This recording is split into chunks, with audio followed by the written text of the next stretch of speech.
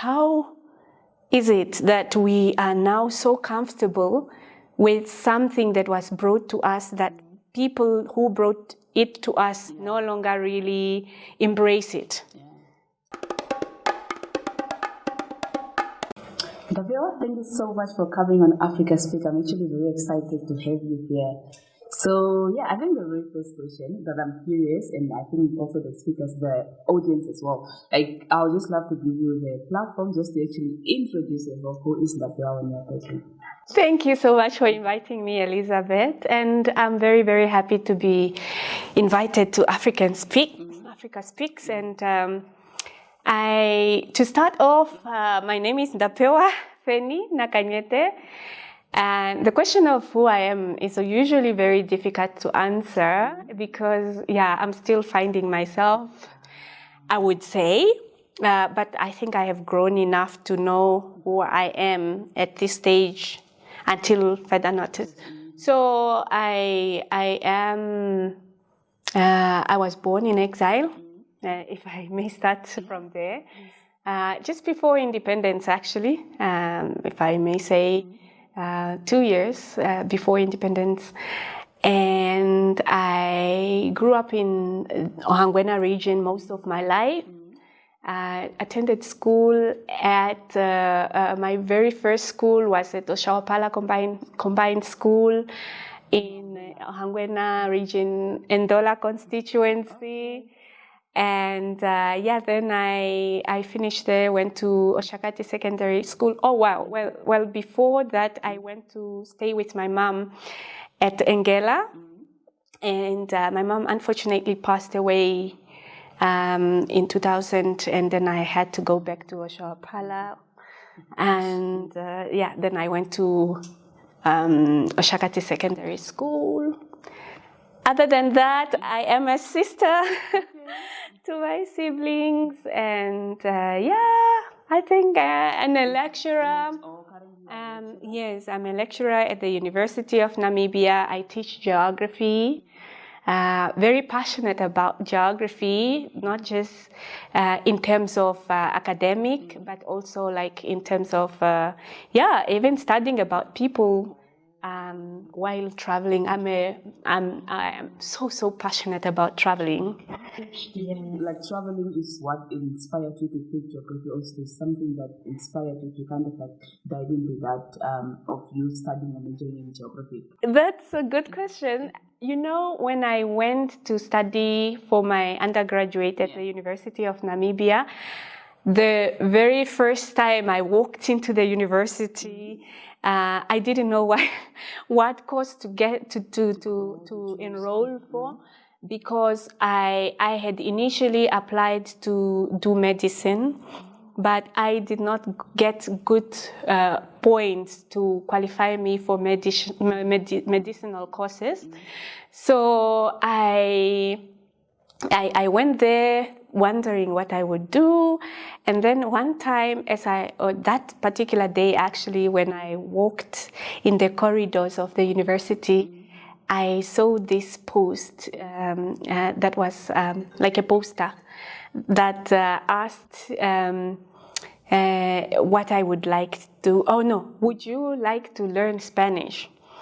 And having lost my mom, like that time was maybe 6 years earlier, and she studied in Cuba, and she used to teach me a few songs and words in Spanish. And I was like, I think that's also where I had some sort of, with my spirituality, I had some connections, because I felt like it was my mother telling me to do this. So I saw a poster, would you like to study Spanish? And I really thought this is what I wanted to do. So when I went into the venue where people were registering and I was asked what I would like to study, I first said, I want to do Spanish. And then they explained that I could have, I could do Bachelor of Arts, where I would then have to choose 4 modules, 4 courses. So I chose geography, psychology, initially sociology, and Spanish. Yes, and so I thought I would become a psychologist after starting the courses. But it didn't work out because I failed one of the modules. And I still don't believe I failed because I had good assessment marks, continuous assessment marks. But somehow, and the exam was multiple choice, so I don't know, maybe something happened around there.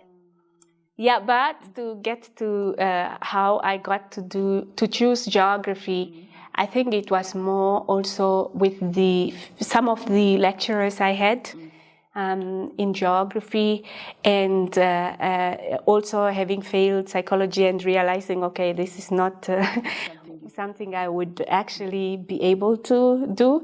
And I'm very, very happy that I ended up doing geography because it later influenced me to start traveling Africa and also to go abroad to study further. Yeah. So, like your Facebook page, your Facebook bio actually mentions that your ancestors, they are your way, they are the truth, the life, and also the light. Yeah. Could you just elaborate on the why did you say that? I think really it's greatly influenced by my mom because having lost her just before I turned 12, I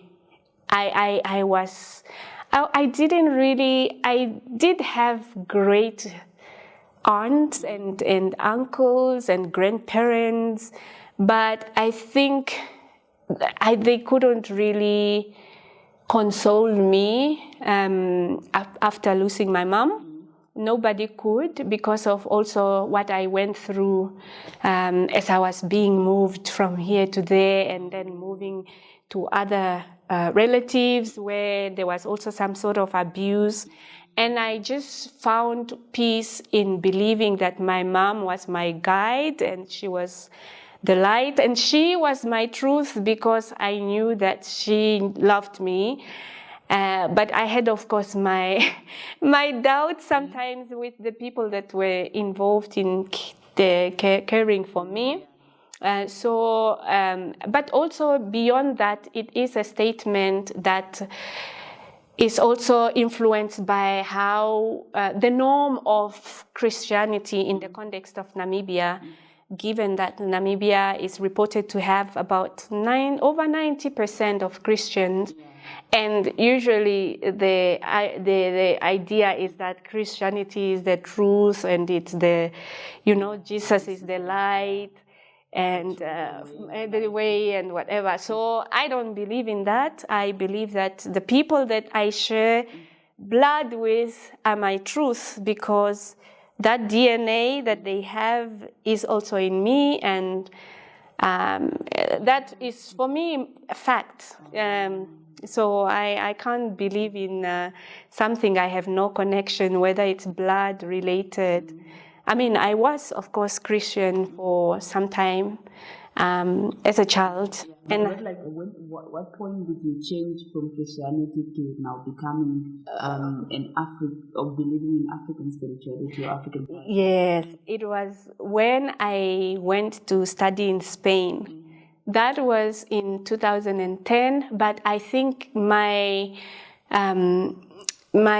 recognition of African spirituality, especially to the point that I knew this is it, was more from 2011. So having gone to study in Spain, although Spain had no colonial influence to Namibia, it did in Equatorial Guinea, in Western Sahara, in Latin America.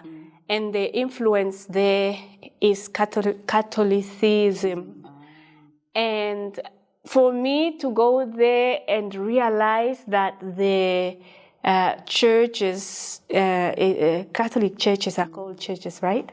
Yeah, the churches are empty and they are rather like touristic sites more than people congregating to worship and in Spain in that case. So that was where my reawakening was. more like that's how where it really profoundly developed. So I couldn't understand how that people, in this case like Westerners, like Europeans, would bring the so-called gospel to our nations, our continent, and now it's like we own it more than them. And whereas in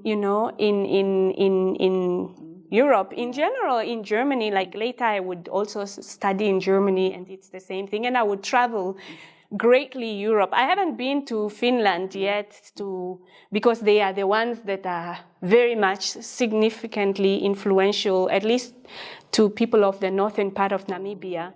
But the Germans were also missionaries in the south and also in the central part of Namibia. So to see that people there, especially youth people, do not necessarily go crazy about religion. And I'm just thinking, like, how is it that we are now so comfortable with something that was brought to us that people who brought it to us no longer really embrace it? And people have moved past even that traditional way of belief system.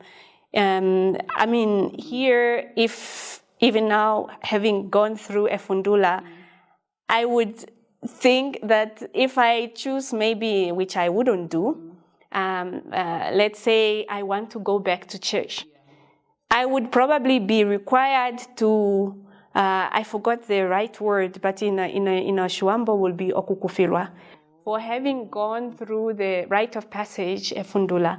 So, yeah, like to ask for forgiveness that you have done wrong, which I didn't do. So, yeah, so that is the situation that got me really to realize that this is not my kind of religion, especially when, and I must say also, after my mom passed away, I was told, yeah, mommy went to Jesus. I do remember some of the aunts saying that to me. And I was like, how can Jesus take away my mom when I had just moved 2 years, in fact, 1.5 years to live with her, because I grew up partially with my grandparents. And I was having really the best of my time, my life with my mother. We used to do gardening, this and that. And I just felt that because everything that I did was more connected to what we did before she passed away. And I found comfort in just believing that she was my guide and she was, taking care of me, and which she was in so many ways, even the fact that financially, throughout my university, throughout my high school, my mom, despite having died, was my financial provider because she left at least some fundings. So I felt that she was protecting me also spiritually. But beyond that, she also had prepared that I would be catered for. And I just wanted to embrace her more and to recognize her more than I would even for somebody who I don't know. And initially I felt a very uncomfortable to say it out loud that I'm not comfortable with the idea of Jesus and Christianity. And when I went to university for my undergraduate, there used to be these ladies and men who are from Campus Crusade, I think, and they would ask us to join and read the Bible, and I hated it. But I hated it. I found it so superficial. Like you read a statement in the Bible you don't even understand, and you're asked to try to translate, and it's like, I cannot relate. But yeah, I had to fit in, but when I went, the fact that I was alone in Spain, and I saw, that things are different, I think that was what really made me stick to to be very confident in what I believe in. So, now that you believe in African spirituality and you don't identify as a Christian, is there a high power that you believe that there is a God, an African God, an African or just a God, a supreme. A supreme power. One thing that I also do when I travel, especially Africa, and that is actually beyond, because even in my academic work, I try to do research that is also connected to my work, actually, because I'm a geographer, human geography to be specific. Really look into people, places, and how they are connected, whether it's socially, politically, economically, or even spiritually. So I lost my thought of train. The question was? The question was is there high power? Oh, high power, yes. Okay, so when I travel and also when I study about African spirituality, I try to understand how different communities believe, how do they believe in this, concept of spirituality from Afrocentric perspective. And even within our cultures of Awambo and Mwambo, we recognized our ancestors who are known to be mediums between the Supreme God, Kalunga Kanango Benamungo, and, us. So we, as Awambo people, traditionally, also speaking under correction, we didn't necessarily communicate to God directly. Just like the Christians would go through Jesus, we would go through our ancestors. And I believe that our Supreme, our Kalunga Kanangombe, Namongo, is to be respected. Just like you would in the African culture, you would respect your father. Sometimes you don't go directly to him. You have maybe to go through your mom sometimes. Yeah, so most of my connection is with my ancestors, but they are the ones who actually then deliver the message to God. So I wouldn't say I have a connection or a direct worshipping activities with the Supreme, with Kalunga Kanambongo, but more of just, and I don't have a ritual or style of, recognizing I wouldn't even use the concept worship or praying, because I don't do those at all. It's just me recognizing and being aware that I am here because of my forebearers, and that despite them not here physically, they are guiding me. And that recognition really comes often for me. I have been to places in this world that are known to be problematic. I went to Haiti. By the time they were saying, people shouldn't go because it's not political stable. I've been to countries where there were few attacks and all that, but not in the region. Obviously, I'm not naive. In the regions where I went to visit, and I'm here, and I've never felt threatened and I personally think it has to do with also the protection that I get in recognition of my ancestors. Yeah. I see. But will one not say Kalunga Kanangobe? Because we are Africans, and the Western people, they call them God. And then us, we call them Kalunga Kanangobe. So can that be a same person? It could be. The same spirit. Nobody would know. Spirit, that's the thing. Yeah. And nobody would know. I don't think anybody would know, but they would know what they believe, that they were brought up believing in. Yeah. And I personally think, like, I wanted even to bring in one of the important lessons I even learned in Benin when I went to one particular town, and I learned about voodoo. Voodoo is an African spirituality that also believes in deities, which are medium of communication between the people, the living, and those that have passed, and the supreme. So voodoo, most of the time, is considered as demonic, which is absolutely nonsense. So at least in my perspective. Yeah.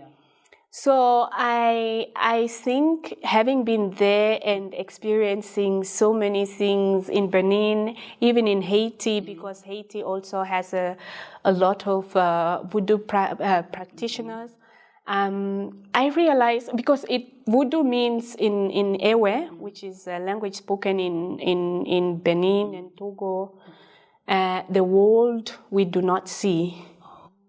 Yeah, the invisible world.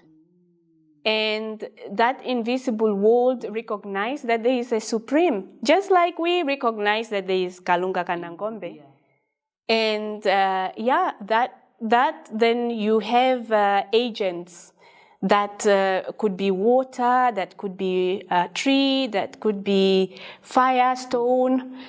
So for them, it's not really connected to their ancestors. Of course they are, but maybe in a form of this now deities, these agents, water, air, land, fire, stone, and so forth. So I believe that, we had, maybe it's the same God, maybe it's not, but it doesn't mean that the God that we were introduced to our by the Europeans is the rightful God. Not it. I don't think our ancestors who died before the Westerners came to Africa went to live in hell just because they didn't know this concept of God that was introduced to us. They are probably in paradise, and maybe the Westerners are the ones that are in hell. Who knows? I don't know. So, do you think about just came in my head, like, when we die, like, where do our spirits go? Like, or where do we go? Like, if there's no hell and there's no heaven as well, like, being an African, like, where do we go? Is our spirit? Maybe, I don't know. I don't actually think of it often because I feel so comfortable, kind of, and believing that the spirit of my mom is within. Like, it didn't go anywhere. The body, of course, was buried, and by now it has decomposed, probably even everything has, but not her spirit. So I believe that her spirit is here. It's everywhere I go, and it's probably partitioned because I am not the only child of my mother. So I believe that when I go, for example, to Tunisia, part of her goes with me, the other part remains with my sister, or maybe because it's just around, so it is able to transition from that side to this side. I don't know. But they also say, like, spirit is also a word. Yeah. Like the word that she spoke, like the things that she does, and those are the things that remind you of her. Exactly. And of her presence as well. I love that. Yeah, words. Yeah. Yeah. I don't think, I don't know, like, I wouldn't know. Belief is something very strange because you only you know what is right for you. And or what you think is what is saving you. And I would say, for me, it's very, very comforting to know and to recognize that every other spirit that existed before me is around. Because sometimes I didn't have words with maybe my great grandparents, but somehow, and there is in some in some cultures, even among Obawambo, there is a concept of reincarnation, so that the spirits get rebirthed. The children sometimes, when they are born, even among Obawambo people, they would say, "Oof, this one is just like the grandmother of a long time, or great-great-grandmother, not just in looks, but also her way of being or his way of being." So maybe the spirit is also reborn through generations, and that's why it remains. And maybe that's also why we have that connection without having really having spoken to our people that come before. That they would speak to us in our dreams, in our thoughts, but I don't know. This actually now reminds me, because they're also like in our Wambo culture, there are also like instances where maybe a child is born, but the child is not born. Maybe there's a lady who's pregnant, but she's struggling to give birth, and then they have to call the names. They have to call different names, like studying from the ancestors. Yeah. And then when you just mention one name, the child is like born. Exactly. And that person was holding the child, or like that spirit was holding. Yeah. Yeah, there is so many things, and I personally feel a little bit sad sometimes, because I wish I had an opportunity to talk to, especially to my grandmother who died, my maternal grandmother, who died in 15 actually, because she was so resourceful. She was Christian, but she was also aware of her, Africanness, her culture, traditions. She used to help to assist women give birth. I personally experienced, not myself, but having been living in her household for some time, there was a point where we were there and my cousin was born, like in 1994.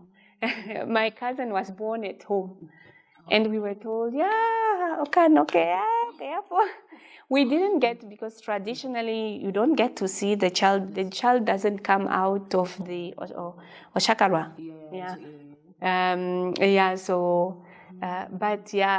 I wish, because she had 14 kids, 3 pairs of twins. So it makes sense that she knew how to assist with birth.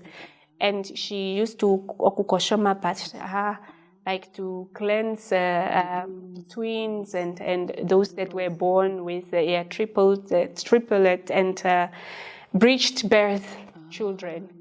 So, okakwanirwa ongamba upili. Not akwanirwa. Ongamba upili. So was it last year or was it this year when you went through Fundulea? Yeah, it was last year, November. How do you call it in English? Is it a traditional wedding? Yeah, it's such a dynamic. Without a groom, or like a Fundulea. So what compelled you to go through that? If you can just tell us, what is a Fundulea? Yeah. For me personally, a Fundulea is a very dynamic ritual, celebration, rite of passage from younghood to adulthood, or womanhood in particular. It is, like you said, for me, a wedding ceremony, without a groom, because there were such components that were like more associated with the celebration of Olufuko, Olufuko, for the lack of words, usually those that marry in church, they are called Olufuko, so it's a bride. Yeah. So I grew up partially in a village where Fundulea used to take place. In Oshikuyu, we had Oshikuyu. The two were both in Oshikuyu, but one was almost close to Ongonga, the house, so that's why I was thinking. So growing up there as a child, I remember, I think in 1994, 1995, I sneaked out of my house to go because I was so curious about Olufuko, the brides. And I went there. I personally admired them. Like even the way, especially on the biggest day where they Emoko, where they have to dance. Emoko. Yeah. Emoko in the Christian wedding is actually, a lot of these concepts are taken from traditional. Even Oma Pandela, everything that has to do with sort of tradition or culture that is now incorporated in the Christian wedding of Ovawambo, because it's never really the same. You can't, for example, equate it to that of a European Christian wedding, just as an example. So, having witnessed that, I just loved it so much that it never really left me.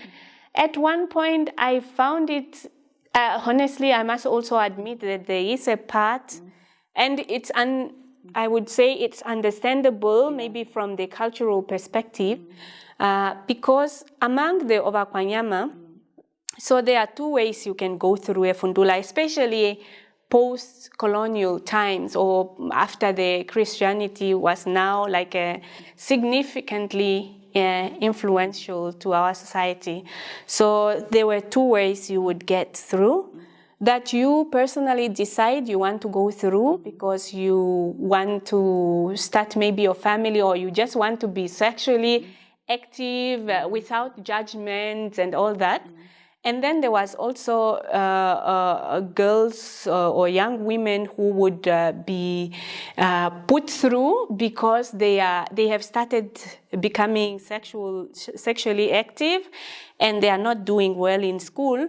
So the parents would be fearful that this child, because she never sleeps at home, she's always out there with men, so we better put her through a Fundulea so that she can be released and do her things, whatever she wants to do, without bringing shame to family. Because if you, traditionally, if you get pregnant before a Fundulea, then it is a curse, or it is not right, for the lack of word.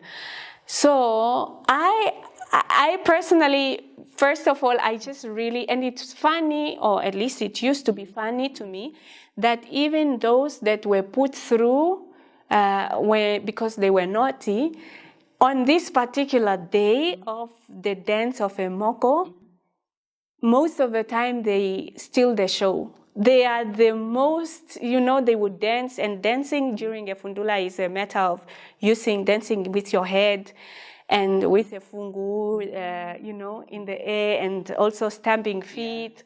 So I loved that. I used to admire Olufuko, and also the day of Oyanangolo, where they become warriors and they go out in the community and they are allowed to take anything. We did, yeah. And they beat up men. Yes.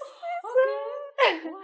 So there was those 2 days were for me very exciting, and I have had it at the back of my mind.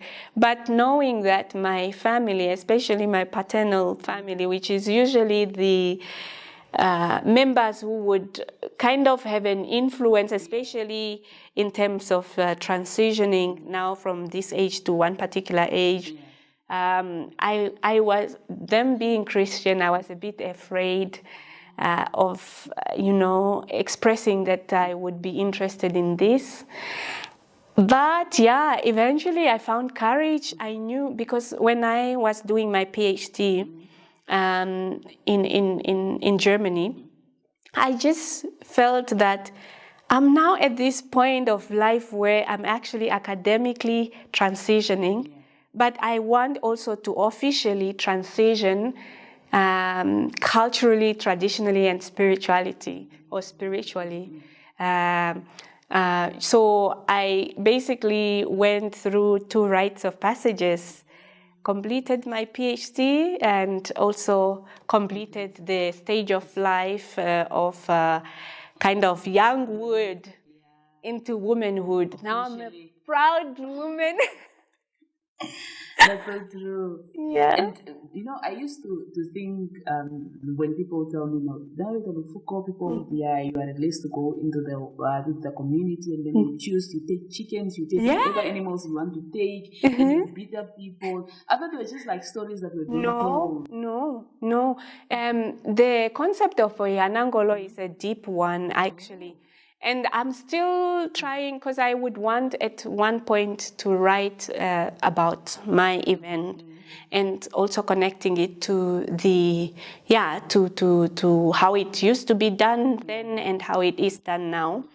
But Oyanangolo is a very, very, especially traditionally, after you go through a fundula, then you are transitioning. Now you become a man. I don't even know how to explain that. So you become a warrior. So they would say Amachovo, and they would say Shanangoloke no shipwe I forgot what they say. Kenoshidila.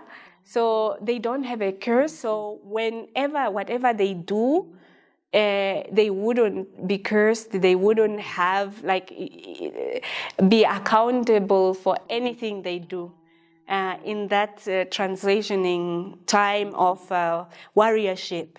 So, and that's why they can go anywhere.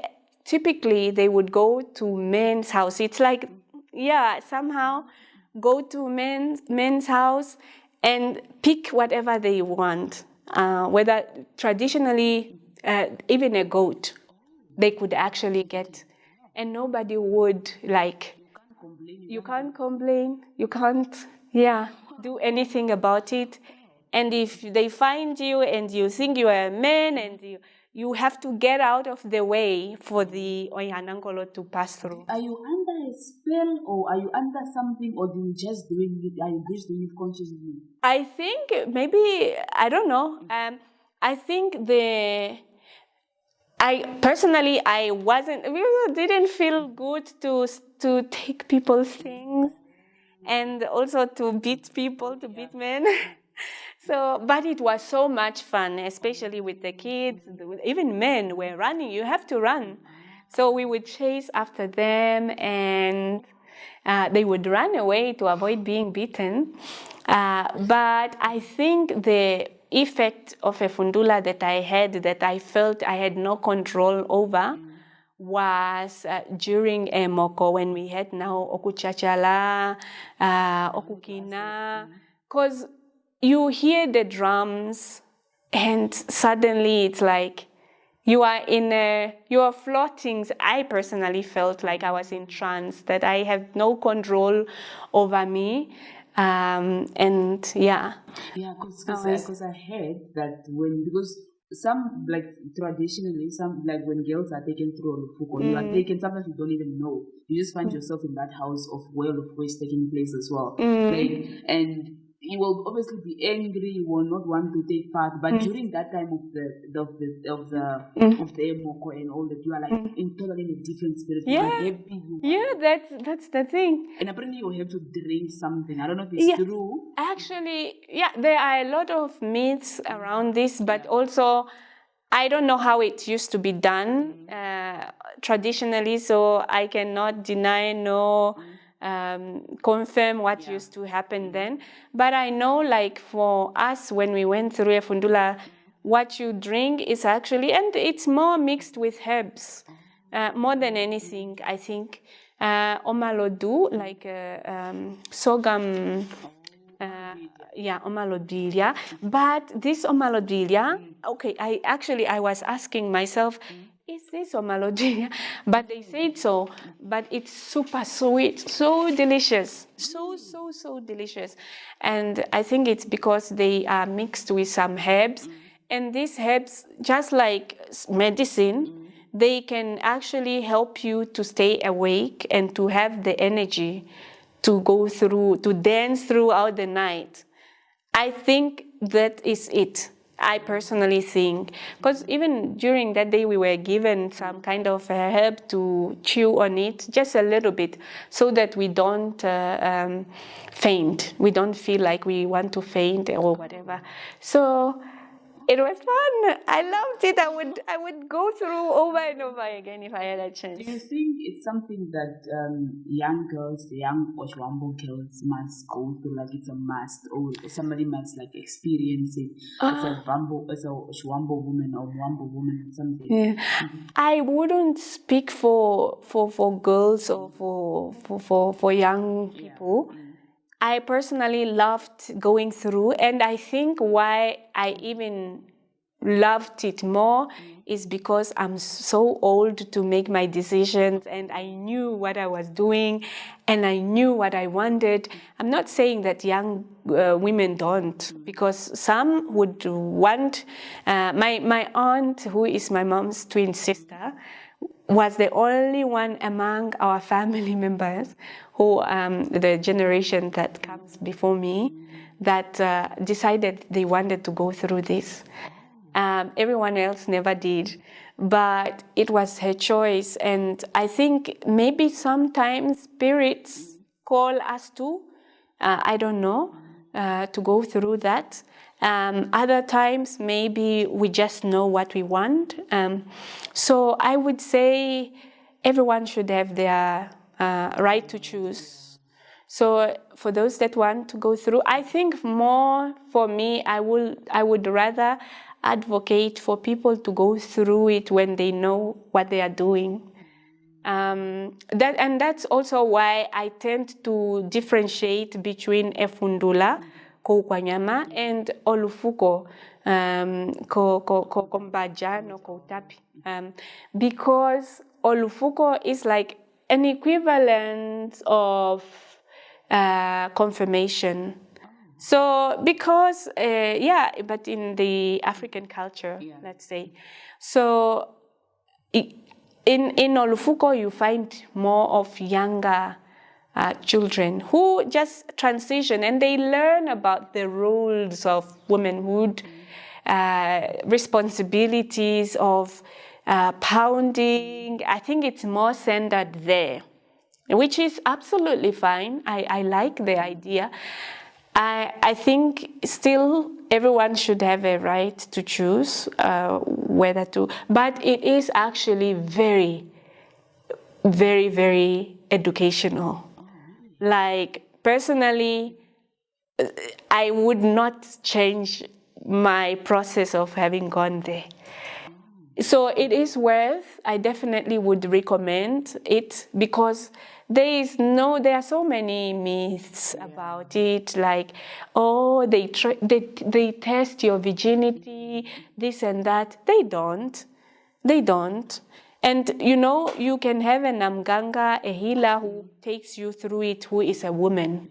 Like, I went through a Fundulea with a woman, and I think many times nowadays, actually, it is women that, especially I know in Ombaja, where I attended Olufuko at one point, it was a woman who put through the young girls.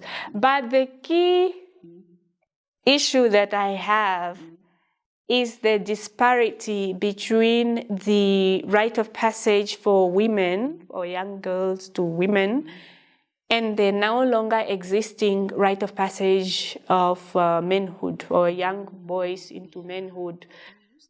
Yeah, okupite tanda. We had that, and I think they used to learn roles of manhood or boyhood. I'm not sure even how to put it. And now suddenly everyone is advocating, even men are advocating for women to go through this, but they don't go through the same process, and they don't know anything about their roles, I guess, as men, as responsible men. So if there is anything I would advocate for is for, like to have also these opportunities for also boys to experience that if they want to, and really more than anything if they want to, going into the wild and for some days and trying to survive through that, learning how to hunt, fetching the salt from the salt burn. That's how some of them used to do it. Yeah. That's quite interesting, because now, what would you say is the main purpose of a fundula? And have you changed? Like, are you the same person that was before you went through the process and the person that you are today? I would say I'm not. I knew I was always grounded in my culture. More than anything, since I had that just realization while I was studying in Spain, like more than 10 years ago, like 13, I would say 13 years ago, 12 years ago. But I think the process just really even made me like into who I have always been wanting to be, unapologetically, basically acknowledging my womanhood. I wasn't actually comfortable with that when I didn't like being called meme. I felt like, because I am so influenced now by different cultures, I must admit. And especially, I think my experiences in Europe are the ones that affect my confidence in being called, for example, meme, because nobody wants to grow old in many cases in Europe, I would say. So I think that had an impact on me. And when I see kids and like, oh, meme, I'm like, I'm not meme yet. But after going through a fundula, I embrace that. I'm like, I'm okay with, I love it. I'm not demanding it. I don't want to be like, oh, a child calls me Ndapewa, and I'm like, oh, you shouldn't. I love either.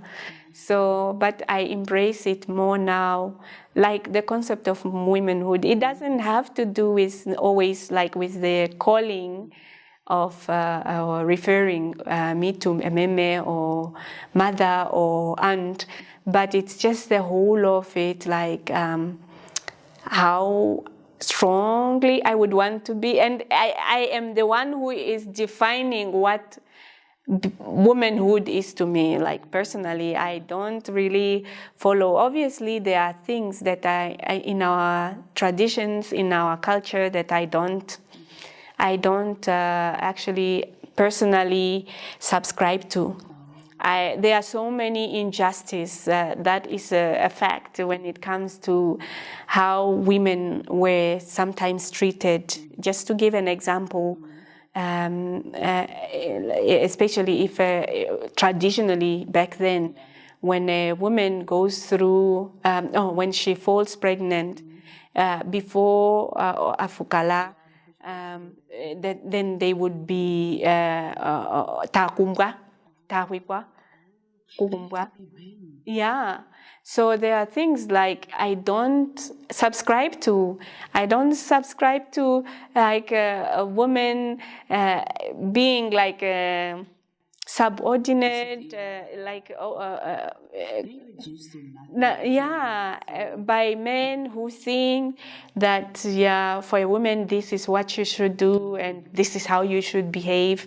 I don't subscribe to that. But there are also so many beautiful components, even traditionally, about being a woman and being like, I was talking to one of the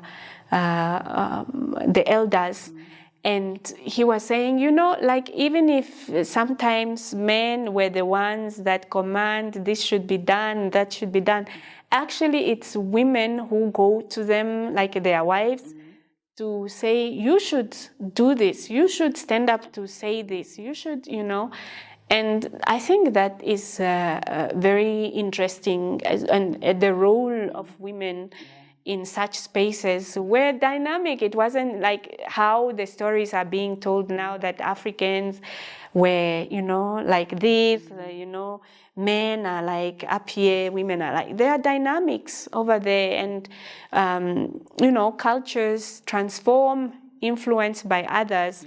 Around them, and sometimes what, for example, okukumbwa, like the burning, I don't know at what era it emerged, but it may not have been that throughout generations. That's how it used to be. Maybe there was that era. So yeah, that's actually true. Because I just want to understand, like, when you go through, and I'm going to finish this. So when you go, because I want to understand, when you go through Fundulea, like, are the classes that you guys are maybe given, or like how you guys are, like, you guys, because it's just a process that you go through, or like, is the, like, you acquire a specific title now on Kulugadi wa Fukala, like, if we were to go back, or like maybe training on how to be a woman, on how to do what, and all that. It's really like just you going through that endurance of womanhood, more like the first. Okay, so on one day you actually, your power, your physical strength is tested by pounding mahangu or ongava.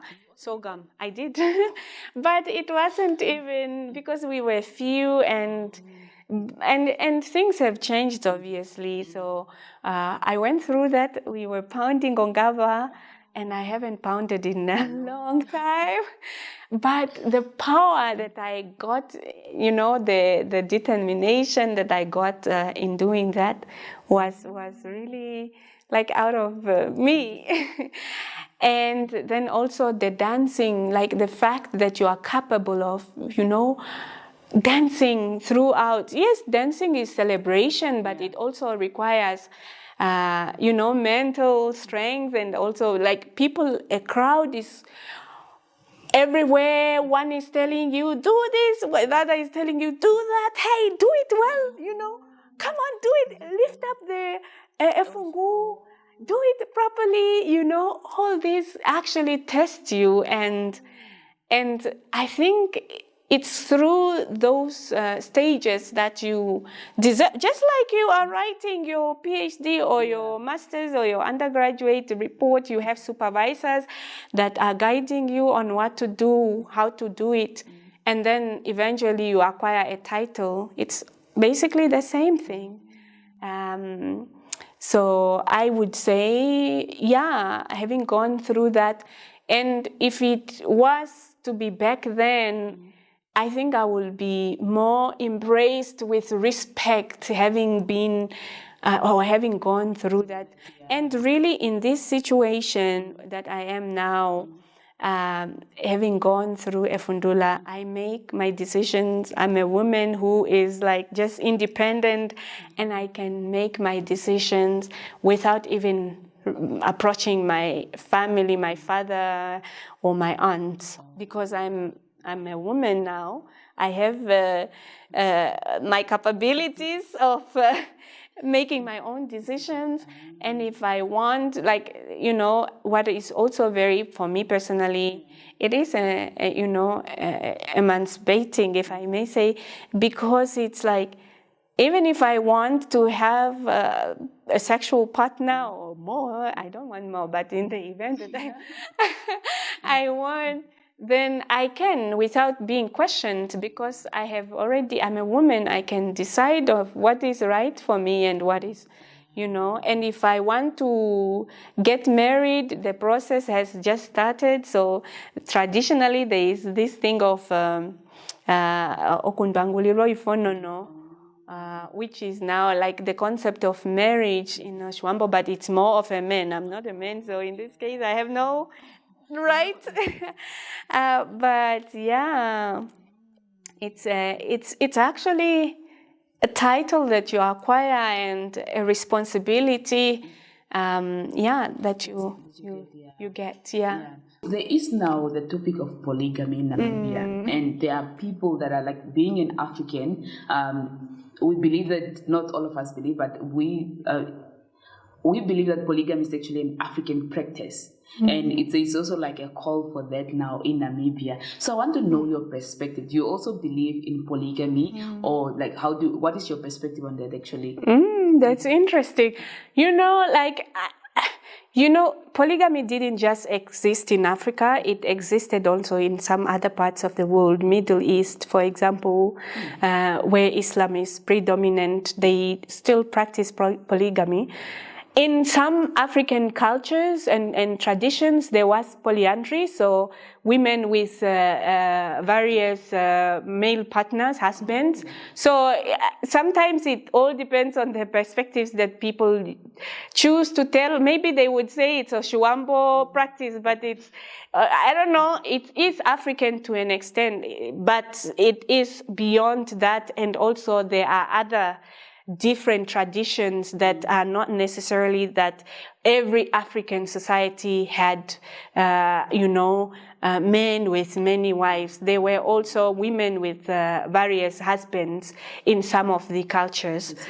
My personal perspective on polygamy, I don't have an opinion as such, but I find it very interesting about how people are now like very excited, especially men, I would say, where they don't even have the means.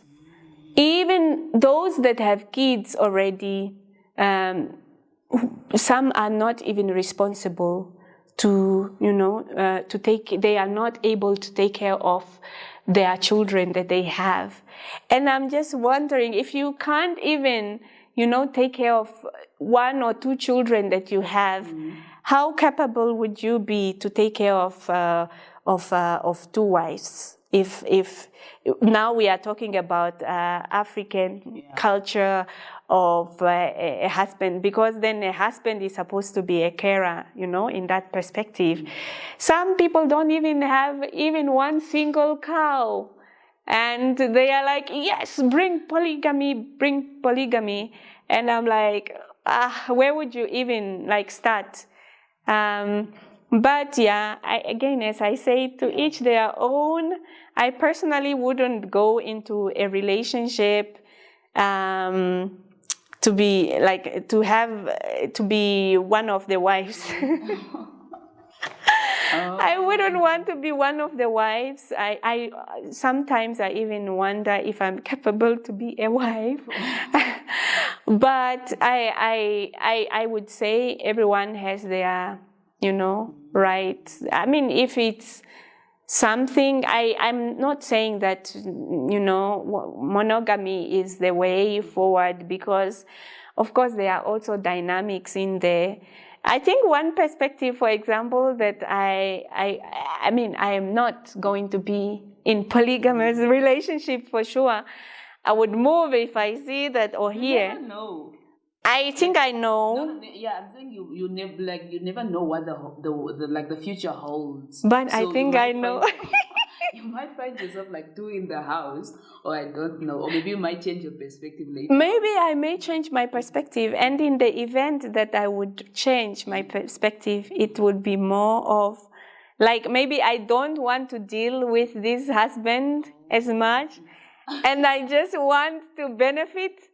And that I can always I guess then this time this husband will be with the other wife, and then I would mind my business and just relax I I don't know. I think it would be in such circumstances. I don't think I would want to be in a polygamous relationship but I'm very much aware, even one of my great uncles, Tate Kulwange Umwe, actually until 2007, he died later on, but he had various wives, and here he was rich, in terms of not monetary, but the animal wealth, and he could take care of his wives.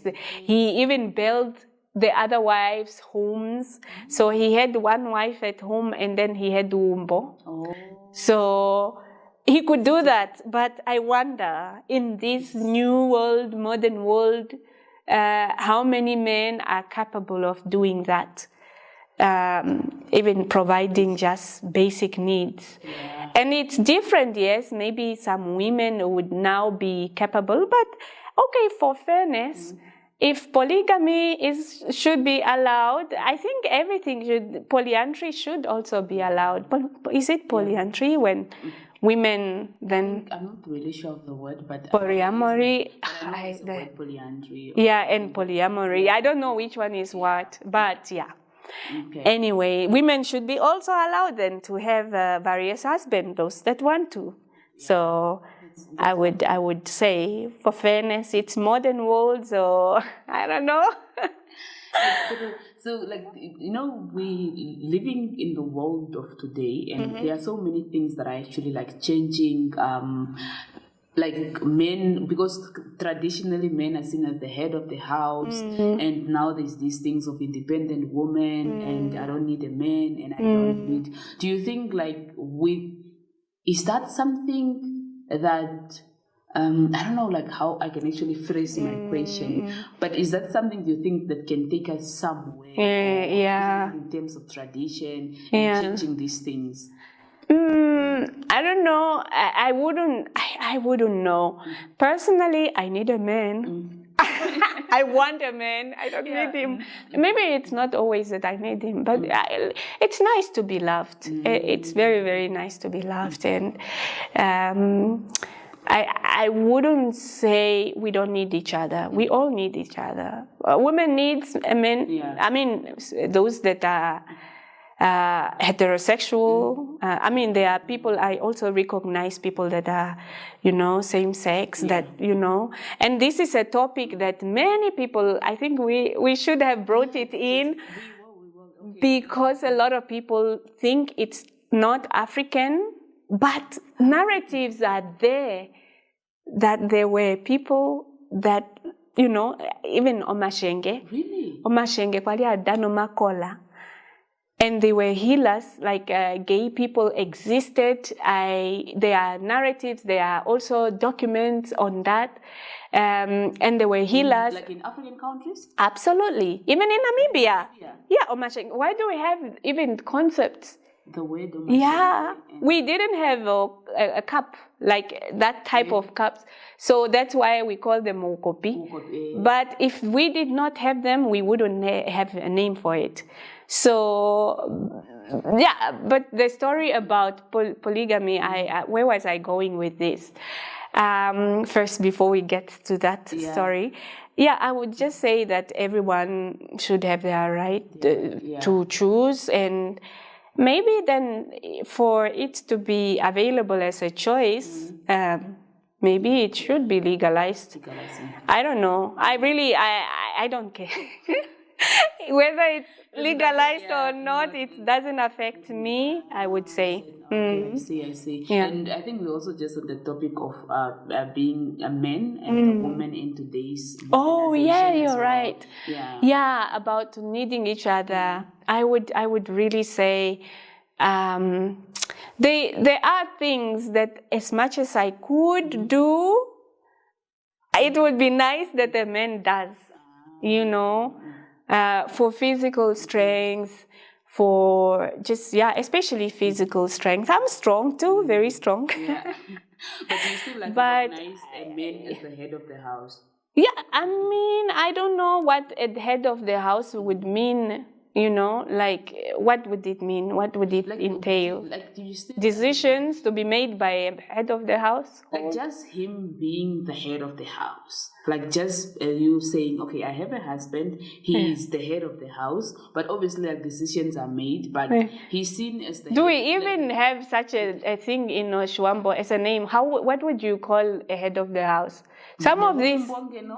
Mwenewumbo. Okay, Mwenewumbo would be the owner of the house, but it doesn't always mean that they are the head. The protector, the what? I don't know how they... Yeah, I mean, I like more of the protector, maybe, but in terms of the head, I don't know. Then what would I be? They say I put you on like the wife is the neck. Oh, so the head and the neck. So basically we are... Yeah, so you basically like apparently the wife connected. Is the neck, so you are the one who like decide like let's go in this direction. Okay. Something like that. Yeah, I mean in that case it's fine. That's how they call it in Oshwambo. Ofingo yon. Yeah, fingo, yeah. Yeah, when you're mwene umbo. Yeah, which one pewo umbo? Yeah. Abajon pewo umbo. No. But there's a word like that. Okay, I don't know. I don't know. Yeah, I don't know. Yeah, but I think all this should be very individual based. If one prefers to have the man as a provider and the one that actually makes all the decisions, then good for them. They should do that. I personally, I think I believe more in mutual relationship and in really like in partnership more than anything. Partnership, because I personally, even when it comes to marriage, I have my reservations in terms of what how do I even put it? The purpose of marriage. What like I used to say that I wouldn't want to get married. I kind of changed a little bit, especially through that Fundulea, having learned that there are also concepts of, because I definitely do not aspire to the concept of Christian marriage, where then you become, what is it? As a woman, you are, they would recite that you are, Shige? No, I don't. Where did women are what? They come from? The rib. The rape of the men. Yeah, apparently. Apparently, but you know where everyone comes from. Everyone comes from a womb of a woman. And I think this is something that we as Africans acknowledge in womanhood, in wombhood, in there are some sort of acknowledgement in that, and I think our ideas around women, how important they are very much different to how Christianity entails what a woman should be in marriage or whatever. So I personally would want to have mutual partnership. I would love, of course, my man to, I wouldn't say to be a head of a household, but let him be the head of the household, but also let him not go through so much stress and pain. Just because there is this societal expectations that he should provide. If I'm working, for example, and we are both working, we can collaborate. Everything. Yeah, I don't have to keep my whole salary, and he uses all of his salary to take care of me, and vice versa. So, yeah, but definitely it's nice to have somebody supportive. Yeah, so if we can both support each other, it's perfect. I actually want us in to the go back modern to world. African homosexuality. Okay. Because I'm now shocked, like... Yeah. So this, it has been existence even in Yeah. Namibia. Yeah, who would have brought it if the Christians hate homosexuality? The Christians wouldn't bring it here. But why was it not like maybe publicly? Because I think in among Africans, just like sexual relationships between women and men, it is not something celebrated openly. Like, you don't go out there to talk about, I'm having sex with, a man or whatever. But I think I wouldn't say like it's something that was brought, because also narratives, if we are honest and we go to our great parents and we ask about them, or grandparents, and we ask about homosexuality and people, there are people, even especially around Fundulea, there are people that may even look non-binary, like they are like women, but they are men, or they act like women, but they didn't even have any sort of influence from European culture or anything like that. That's just who they are and how they have been. So I personally don't buy that idea that it's not an African thing. It is a human thing to be whatever. I personally, that's my belief, but to each their own. That's very true. And then, like, is that the process? Or they used to be like omakola, like this, omakola are actually calabash that were, used for music, and they are aspects that they were played by homosexual people, gay men in particular. Like omakola, they are being played by Yes, I don't know now that it's not, I don't know if it's exclusively, but there are activities that they would do, that they would play, and they were healers. So there are a lot of narratives about that, and literature. If you look into, in fact, some people who documented, Western, but by then they were very curious about African culture, and just as we would embrace everything else that is written about our culture, and we want to hear about it, we should also hear what they say about people that are of same sex. For me personally, I really believe it's not a Western thing. It's not something brought here. It is something that has been here, like happening as well. Yeah, that's quite interesting. So thank you so much, Ndapewa, for coming on Africa Speaks. I just wanted to how can we as Africans, or maybe Namibians, but just in African in general, how can we, especially young people, what can we do to try to really preserve our culture, to go back to our roots as well? Maybe it's now, I would say, maybe it's difficult to go back. Because a lot of resources and opportunities of going back are almost non-existent. You cannot, for example, decide you would want, to just basically practice nandokudana engoma kudano makola, because such resources are no longer in existence. But I think we can preserve what is so far left and try as best maybe to bring back what has been lost.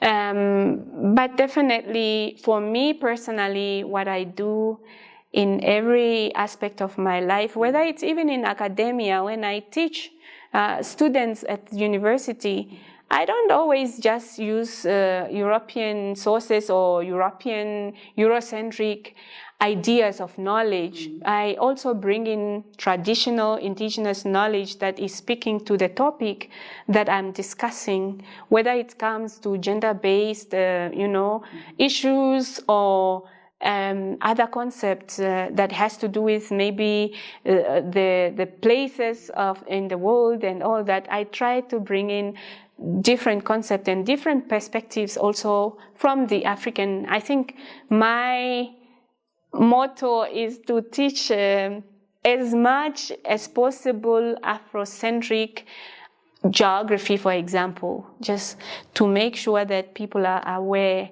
that, all these concepts that we have somehow are also connected to who we used to be. And it doesn't always have to be that it's just, something, Western or something academic has to be something Western. Even early civilizations and all that, there are as many in Africa as well. And if you look for right resources, you would find and the resources are there. Yeah, they are. The resources are there. Hard to find. It's not as readily available. You cannot find sometimes even in the libraries. But if you search, then there are also people that are trying to decolonize, indigenous knowledge and spirituality and everything. Yeah. That's quite interesting. Yeah, thank you so much, Ndapewa. Thank you. And I think I'll just give you this opportunity. If there's anything that I kind of left out that you want to tackle as well, maybe you can just as well bring it up. Okay, I really don't have anything else to say further, but I'm just so grateful that you allowed me to, to share my experiences. I think more than anything is that, maybe something to share a little bit. I travel Africa. So far, I've been to 25 countries, African countries. I aspire to go to as many as possible. Basically, I go there to learn about Africanism, like who we are beyond, the locality that I am from.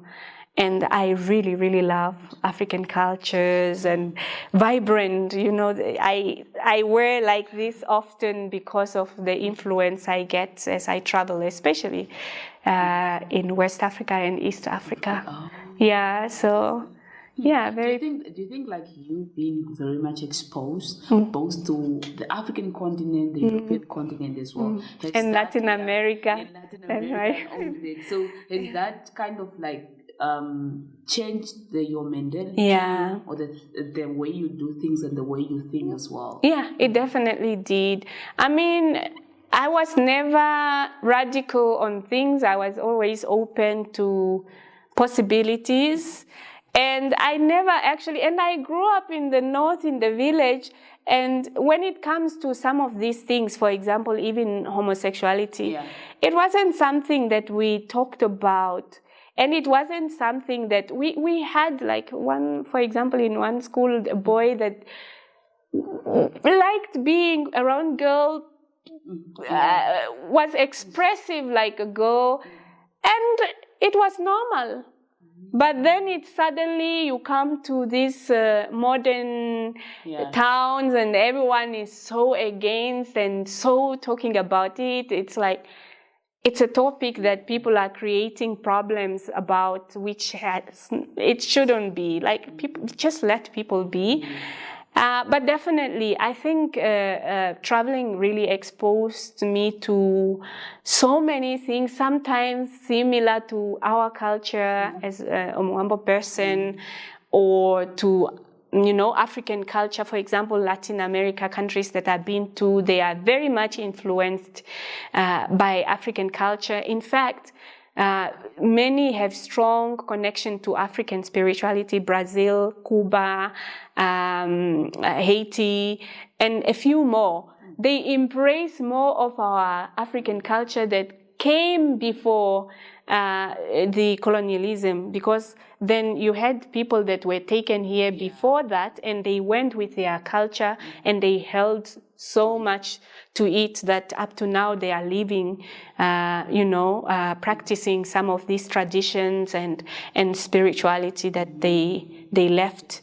And it's very normal, and sometimes you have even white people traveling all the way to Cuba, to Brazil, to experience this tradition that comes from Africa, but they can't come to Africa because it no longer exists. Almost everyone is Christian or Muslim or Hindu, like in some East African countries. But, African spirituality has really been almost wiped out. It's quite interesting. So you being done your education both in Namibia and abroad as well, do you think our African education system is a little bit behind, or is like lower, like the way we see it currently, like the American or the European education system is much better than ours? I think none of the education systems are better. Europeans learn about Europe and maybe a few other Western countries, but never really good enough in African studies, because most of the work that is centered in African studies are very stereotypical.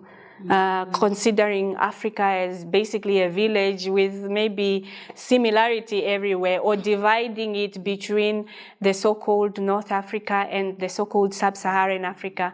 So that is as bad. Just as we here on the African continent, often we try so much to teach about Western ideas and ideologies, theories, and we focus so much on Western-centric concepts when we have our own. And I have a feeling that if we really could actually be more focused on things that are here, indigenous knowledge, whether it's now medicine, or even spirituality or geography, if we could focus on some of these African-centric ideologies, we would understand ourselves better, and we would know where we are going, and we would also know how to solve issues that we have, because the issues that we have here are not the same as what Western countries have, and therefore you can not use Western concepts often to apply to our solutions or to our problems to create solutions. So I don't think either of the education system is good. Yeah. Yeah, I think that's actually fair enough. So, Ndapewa, how do you want to be remembered? When I die? In case you how do you want people to remember you? I think just as a very free spirit, a very, very, very free spirit, and also very acknowledging of my ancestry. I am not regretful. I don't apologize. Any day I am maybe in a situation I've never been in a near-death situation, but personally, wherever, especially when I'm traveling, it's not like, I pray to Jesus late, so that I can maybe be forgiven for all that I have done or whatever believed in before. I am African. I believe in my African spirituality. I believe in my ancestors. I don't regret anything about my spirituality. Yeah. Thank you so much. Thank you. I think I'll let you go this time. So thank you so much, and really, really, really do appreciate you taking out your time and coming on Africa Speaks to actually share the knowledge and the experience that you have with the world out there. So thank you, Elizabeth. It was really nice to talk to you. Thank you for making time too. Yeah, and thank you for hosting us in your beautiful house. You're welcome. African, you feel you are in a museum or something. Oh, I'm glad. Thank you. I like it that you like it. Okay. All right.